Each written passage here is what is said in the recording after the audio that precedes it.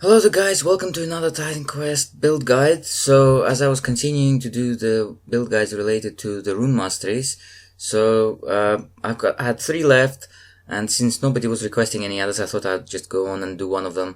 And in this one I'm going to do Trickster, which is Rogue and Rune Masteries, and that just leaves behind only the Skin Changer and Stone Speaker, so Nature and Earth respectively. So let's go into this one.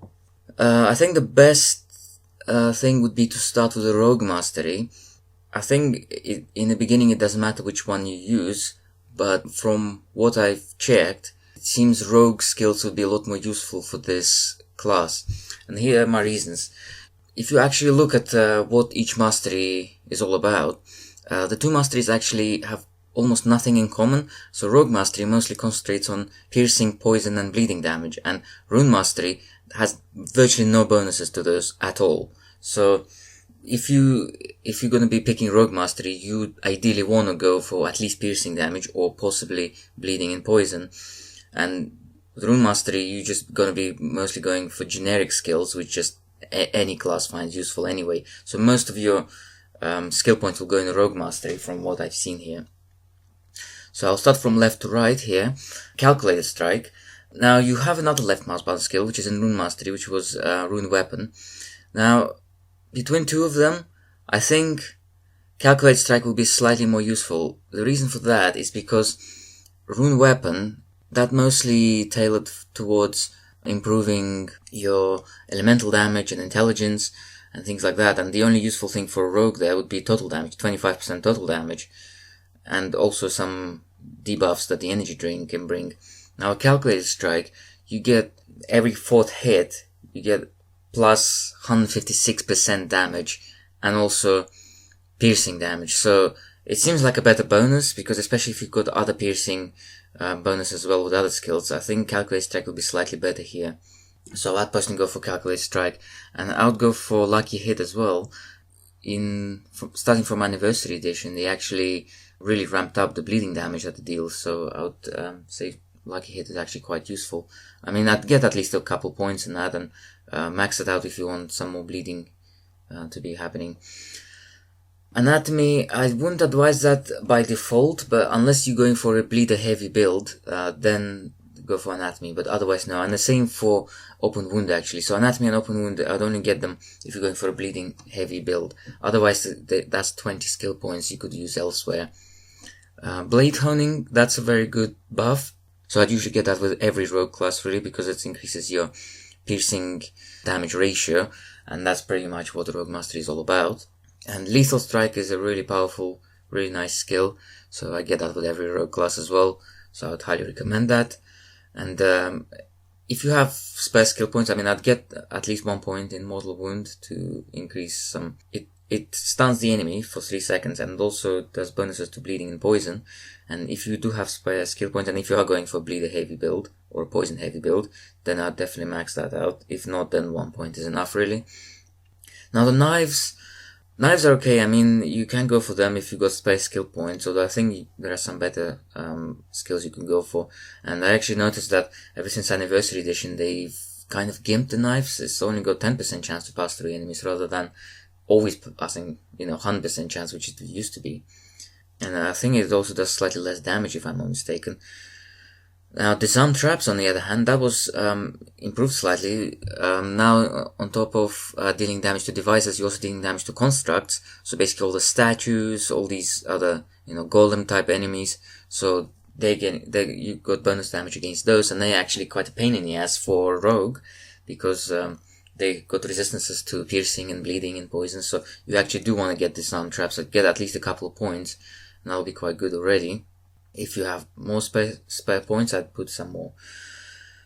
I think traps would be a highly useful skill tree to go for with this class, because I think this class will be a little bit of fragile, and it will be struggling with some enemy types, so you do want to get some extra fire support, and I think traps would be highly useful here, but it is a very skill point hungry tree, so you should definitely watch out for that.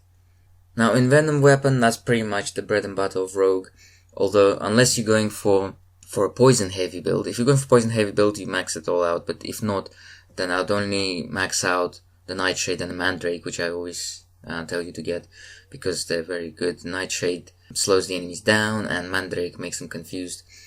And then we got Flash Powder. It's not a bad skill, but again, you got so many other skills you could be going for, and I'd personally not go for that. If you do want to go for that, maybe just 1 point would be enough. Poison Gas Bomb is not bad with 1 point because it has a slow effect on the enemies. If you actually look, it slows the enemies in the area down, so that's what you mostly want to use it for. Unless you're going for a poison heavy build, then you'd max it out, but if not, then just 1 point is enough, really. Now, the Rune Master, you got a lot less skills if you're going for default, because this is what I would personally recommend you to go for. So with the Rune build, that only leaves a handful of skills. So that would be Rune of Life, so that's on the far right. So that's for bleeding and vitality resistances, and also some strength and movement speed, so that's a good buff. And Thunderstrike, obviously it's a great charging forward skill, so that I always advise that for every Rune class. Runewood Feather, that will increase your offensive ability and a strength requirement for weapons, so that would be nice. Definitely useful for this class. And I would max out Sacred Rage in its synergy, Frightening Power, because they would be very good at keeping this character alive. And I'd say possibly 1 point in Runewood Explode wouldn't be too bad either. Now everything else, it's, how to say, not mandatory. You could go for any one of the others. You could go for Seal of Fate if you want to, or like Binary Wall with Guardian Stones, but I don't think this will be very useful. I mean, again, Reckless Offense as well, but let's face it, this class isn't going to be too dual wielding. That's the Reckless Offense is mostly good for a Warfare class. So by this stage you'll also be quite short on skill points because you would have spent a lot of them in the Rogue tree. Now, some alternatives you could do, like I said, you could go for Rune Weapon instead of Calculated Strike. If you are going for a Rune Weapon, then I would only recommend you to get the base skill for the 25% bonus to total damage, and also the Energy Drain, because that will that reduces the enemy offensive ability, and it also has a slowdown effect. Although you already have Nightshade that does a slowdown effect, and I'm not 100% sure if they actually stack.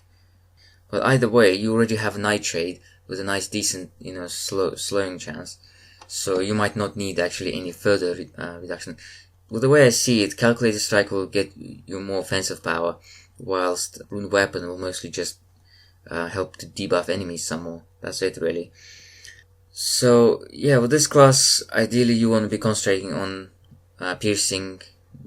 Ideally, piercing damage will be your main way of dealing damage, and you might also use bleeding and poison as sort of supplementary damage types to varying degrees depending on how you concentrate your build. It could be a lot of focus on those or a little focus on those, but whichever you do, Rune Master doesn't have much to offer to those damage types, so I think the amount of benefit you get from Rune Mastery for this class will be quite small.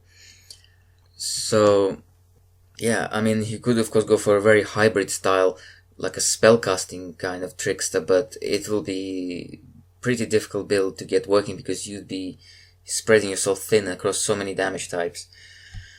Alright, and for attributes, it'll be quite tricky for this one as well. Tricky Trickster, get it. But I say, if you are concentrating mainly on the rogue skills, like I suggested, then I'd say strength and dexterity would be your main attributes. So either 2 points in strength to 1 point in dexterity, or 1 point in strength to 1 point in dexterity, so something around those ratios. And you could skip intelligence safely because you won't be utilizing any of the elemental damage, really. You probably might want to put more emphasis in dexterity if you are going for poison and bleeding heavy builds, because since Anniversary Edition, those damage types are affected by dexterity. And then I don't think you'll be running out of energy much, so you probably won't need it. But if you do run out of energy, you could always pop in a couple of points. And the same for health. Health, usually you wouldn't be putting too many points in that, because ideally you want to be able to resist the damage. So you want to actually buff up your defensive ability and resistances, so that will be better. But anyways, I hope this was helpful, and I've got a couple more Rune Mastery guides remaining. Like I said, the Skin Changer, which is Nature, and Stone Speaker, which is Earth. So I'll do one of those two next. So yeah, stay tuned and see you guys later. Bye bye.